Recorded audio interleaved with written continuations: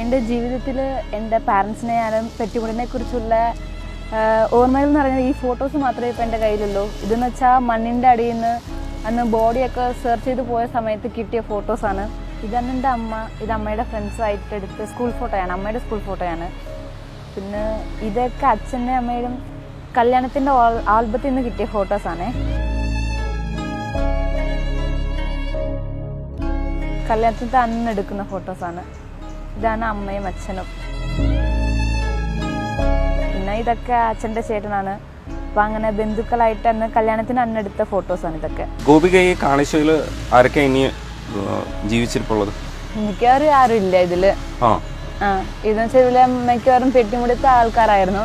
ഇപ്പൊ ആരും ഇവിടെ നിന്നില്ല. +2 ഫുൾ A+ വാങ്ങിക്കണമെന്ന് അച്ഛൻ്റെ ഒരു ആഗ്രഹമായിരുന്നു. പിന്നെ അവസാനം അവരുടെ അടുത്ത് സംസാരിച്ചത് ഇതിനെ കുറിച്ചായിരുന്നു. അച്ഛന് നീറ്റ് എക്സാം തന്നെ ന്യൂസ് ഒക്കെ കാണുമ്പോഴത്തേക്കും അച്ഛൻ ഇങ്ങനെ പറയുമായിരുന്നു, അത് ഈ ഇൻസിഡന്റ് കഴിഞ്ഞിട്ടാണ് ഞാൻ എന്തായാലും ഡോക്ടർ ആകണം ഞാൻ ഫിക്സ് ചെയ്തതാ. കറഞ്ഞിട്ട് മാത്രം ഇരുന്നിട്ട് ഒന്നും നടക്കാൻ പോകുന്നില്ലല്ലോ, ഒന്നും തിരിച്ചിട്ടത്തില്ലെന്ന് മനസ്സിലാക്കി ആ സത്യം പറഞ്ഞ ആ സ്ഥലം എന്ന് പറഞ്ഞാൽ നമ്മുടെ ബൃന്ദാവനം അങ്ങനെയായിരുന്നു. എൻ്റെ കൂടെ ഇപ്പൊ ഞാനും ചേച്ചിയും പിന്നെ വേറെ 2 പേരും കൂടി ഉണ്ട്. അവർ മാത്രമേ കൊച്ചിങ്ങളിൽ ഇപ്പോൾ ബാലൻസ് ആയിട്ടുള്ളത്. ഈ ഇൻസിഡന്റ് നടക്കുമ്പോഴത്തേക്കും ഞാനും എൻ്റെ സ്വന്തം ചേച്ചിയും കസിൻ ചേച്ചിയുടെ വീട്ടിൽ ട്രിവാൻഡ്രത്തിലായിരുന്നു. സ്കൂൾ ടീച്ചേഴ്സ് ഒക്കെ നമ്മുടെ അടുത്ത് പറഞ്ഞത് ഇങ്ങനൊരു ഇൻസിഡന്റ് ആയിട്ടുണ്ട്, നിങ്ങൾ അറിയോ, നിങ്ങൾക്ക് സേഫ് ആണോ എന്ന് ചോദിച്ചു. ചേച്ചി അറിഞ്ഞപ്പോൾ അപ്പോൾ തന്നെ ചേച്ചി നമ്മുടെ ഫോണൊക്കെ വാങ്ങി സ്വിച്ച് ഓഫ് ഒക്കെ ചെയ്തിട്ട് നമ്മൾ ഒന്നും പറയാതെ 3 വിളിച്ചുകൊണ്ട് പോയി. ഒരുപാട് സ്ട്രെസ് ഉണ്ടായിരുന്നു. ഞാൻ പോയിട്ടാണ് അച്ഛനമ്മയെ ഐഡന്റിഫൈ ചെയ്തത്. ഇങ്ങനെ നമ്മൾ ബോൺസിനെയൊക്കെ കുറിച്ച് അങ്ങനെ പഠിക്കുമ്പോഴത്തേക്ക് അവരുടെ പോസ്റ്റ്മോർട്ടം റിപ്പോർട്ട് പെട്ടെന്ന് കണ്ണിലോട്ട് വരുന്നത്. ഇടുക്കി പെട്ടിമുടി ദുരന്തത്തിൽ ഉറ്റവരെയും അച്ഛനെയും അമ്മയും ഒക്കെ നഷ്ടപ്പെട്ട ഗോപിക ഡോക്ടറിന് പഠിക്കാൻ പോവുകയാണ്. അഡ്മിഷൻ കിട്ടിക്കഴിഞ്ഞു. അതിന്റെ ഒരു സന്തോഷത്തിലാണ് ഗോപിക നമുക്കിപ്പോൾ ഉള്ളത്. ഗോപിക, ഭയങ്കര ഒരു ദുരന്തത്തിന് ശേഷം നമ്മളൊരു സന്തോഷമുള്ള ഒരു മാനസികാവസ്ഥയിലേക്ക് എത്തുക. എങ്ങനെയാണ് ഒരു സന്തോഷം നേടിയെടുത്തത്? ഒരുപാട് സന്തോഷമുണ്ട്. എന്റെ സന്തോഷം ഇതാണെന്ന് പറയാൻ പറ്റുന്നില്ല, അത്രയും സന്തോഷമുണ്ട്. പക്ഷേ ആ ഇൻസിഡന്റ് കഴിഞ്ഞിട്ട് കുറച്ചെങ്കിലും സന്തോഷിക്കാനുള്ള ഒരു ഇതായിരിക്കും. അത് മാറി, ആ ട്രോമയൊക്കെ മാറി ഒരു അവസ്ഥയിലേക്ക് വന്നു അല്ലേ, അങ്ങനെ വേണമെങ്കിൽ പറയാം.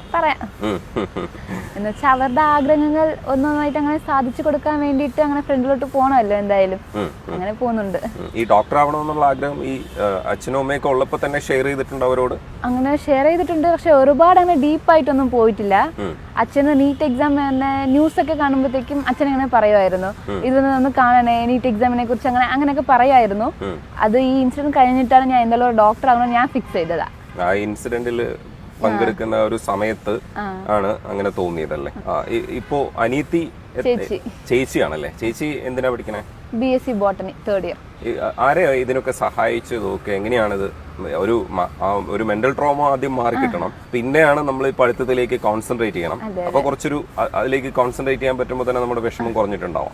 ആ ഒരു സ്റ്റേജ് ഒന്ന് പറയാമോ? ഈ ഇൻസിഡന്റ് നടക്കുമ്പോഴത്തേക്കും ഞാനും എന്റെ സ്വന്തം